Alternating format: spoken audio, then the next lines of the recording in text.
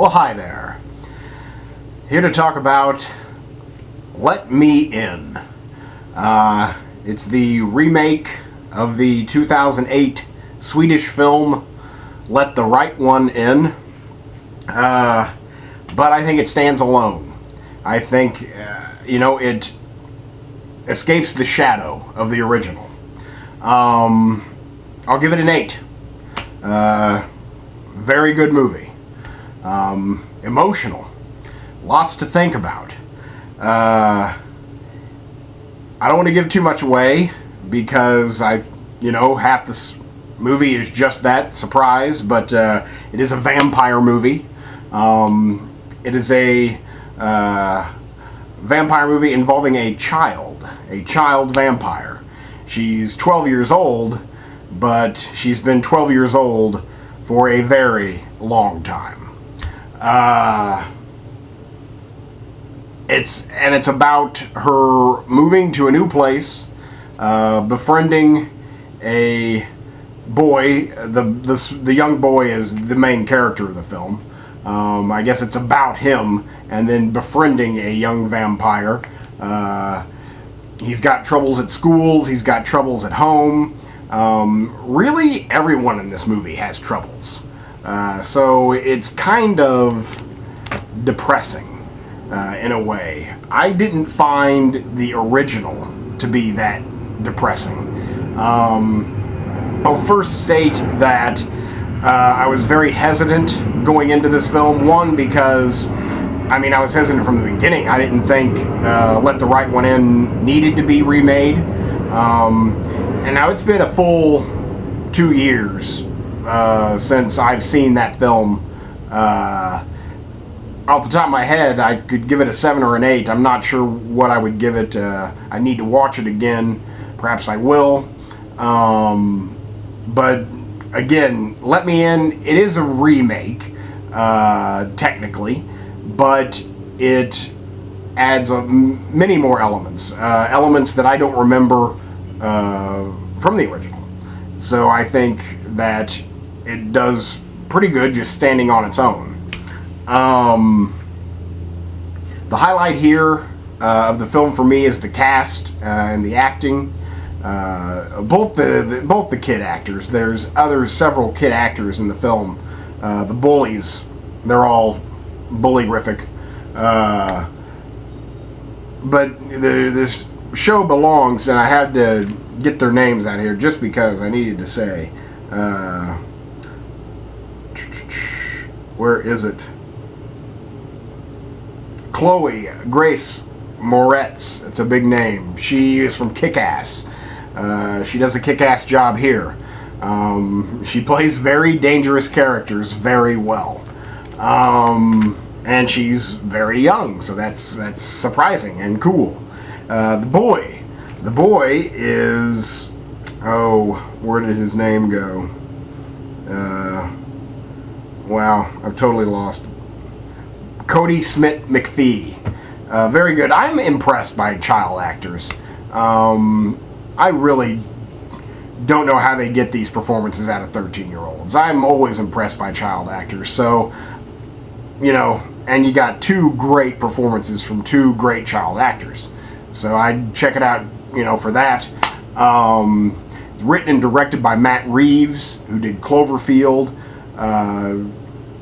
Again, he must have loved the story to want to reimagine it. And he makes it his own. I think it's a fine film. I think it's much better than Cloverfield, which was okay. The 2 highlights for me are the big character actors in this film, and that's Dennis Jenkins. Let me make sure I got that name right. Richard Jenkins. He's from The Visitor, Burn After Reading. He's blowing up right now. He's been around forever, but he's getting huge right now. He has a very sad character in this film. Again, I think every character in this film is somewhat tragic. It's a tragic film. It's a tragedy. The other character actor that I love seeing is Elias Koteas, who was Casey Jones in Teenage Mutant Ninja Turtles. I've been a big fan of his since he was Casey Jones. I think Elias Koteas can make a bad film better, and when he's in a good film, he shines. So he's the hard-boiled detective. Again, great. I think he's always great, so more great stuff from Elias Koteas. And Richard Jenkins with probably the most, I mean, I was going to say most complex, but that's not true. I mean, again, a lot of characters are also complex in this film. He does a great job. He's got a lot of hard stuff to do, and again, there's nothing good for him. There is nothing good for him. There is nothing good for the young boy.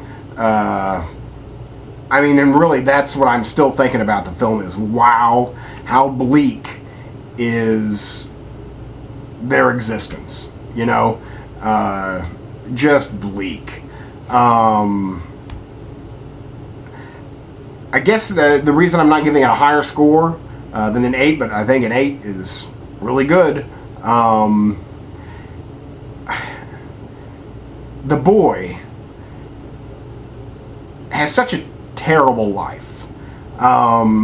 We only hear from his father over the phone and in one conversation.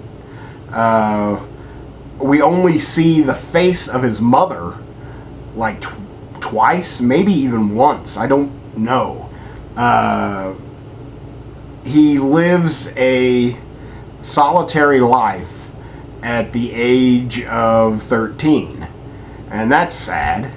And he meets this demon who, I mean, let's get down to it, is out for herself, or itself, because she's not a girl. So it really just is kind of haunting, just because I just sit there thinking about, I have no one to feel happy for in this movie. There's no sunshine here, you know. There's no sunshine. There's no happy ending.